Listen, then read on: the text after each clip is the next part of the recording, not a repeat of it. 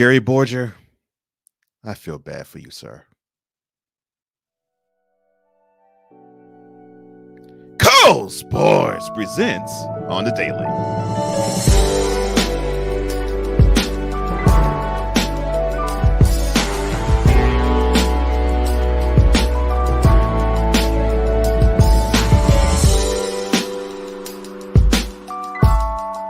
It's Thursday.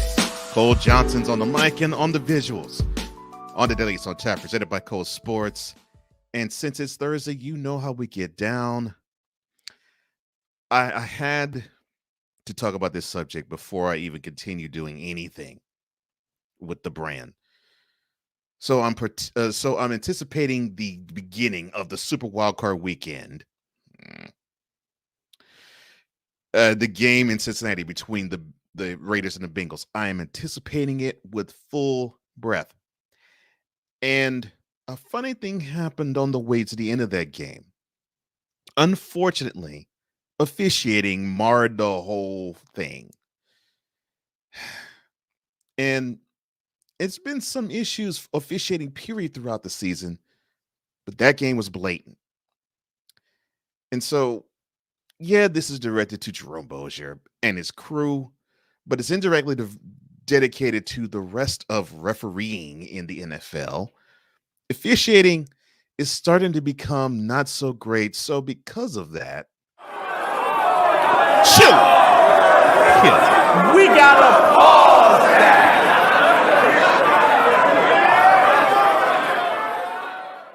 So for those who didn't see the game, I'll set the stage for you. Here it is, January the January the 16th. Sorry, January the 15th. And we are looking forward to two teams who had to struggle and fight to even get to their spots, and they're getting to play each other. And you're starting to see a lot of good things for both these teams trying to rise up to become maybe the next team or the team that basically could face off against the likes of the Bills and the Chiefs.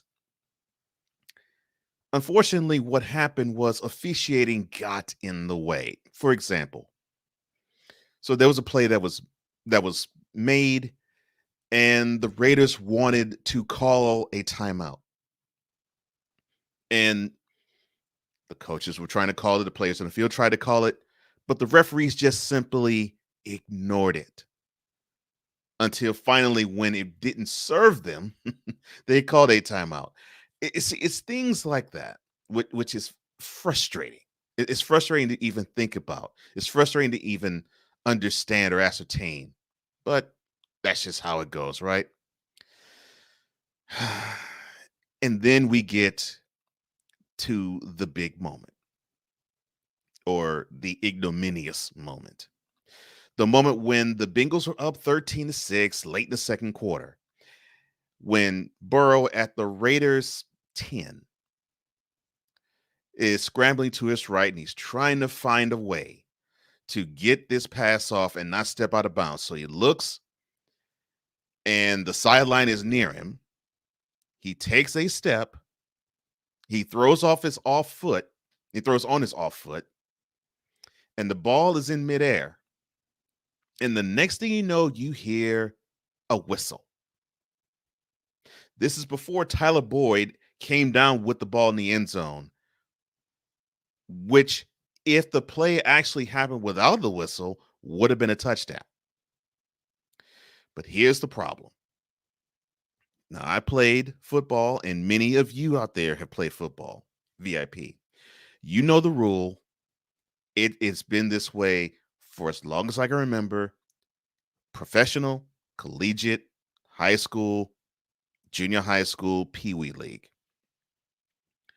When you hear the whistle blow, you stop.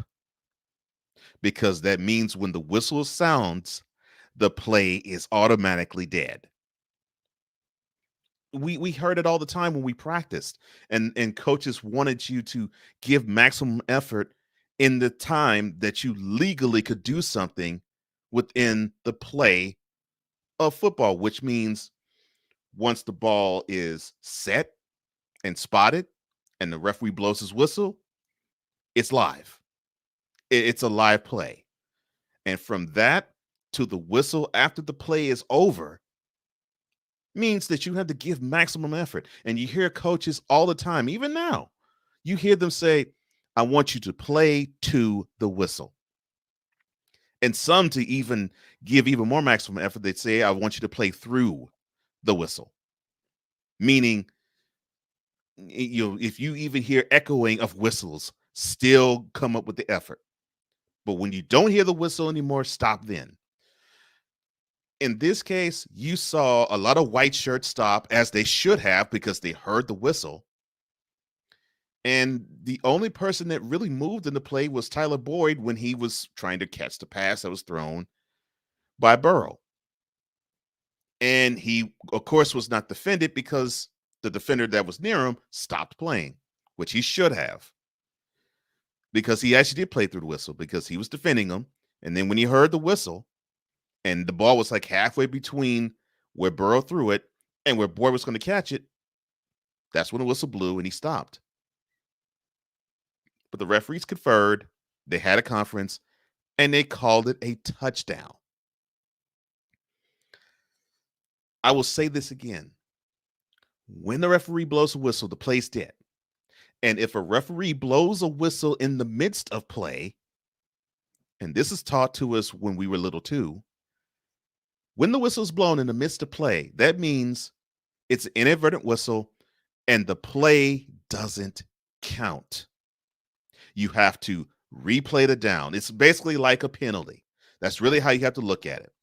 It is like a penalty. If it's offset, if it's offsetting penalties, like say, for example, an offensive line and defensive line to hold at the same time, the referees decide to throw flags on both of them. Plays offset and replay the down. Well, that's what should have happened with this play. Now, am I saying this as a Raiders fan? No. Am I saying this as a Raiders apologist? No. I'm saying this as a fan of the sport and a person who's played it.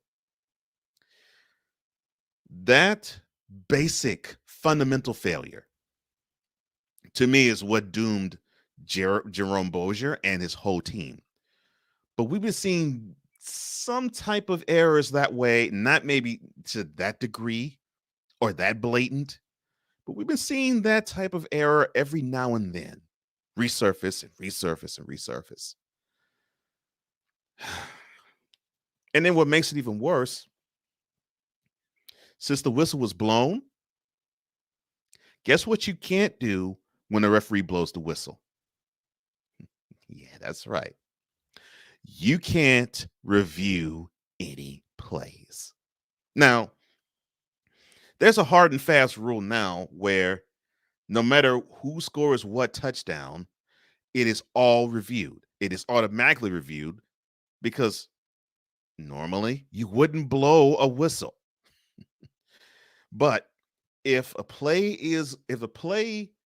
has ended in a touchdown, the booth looks at it automatically to make sure that both feet are down or one knee or one elbow's down, to make sure that possession of a catch, if it's a throw, is there, to check to see if someone has lost the ball before they cross cross the plane to go into the end zone. All those things are scrutinized and checked.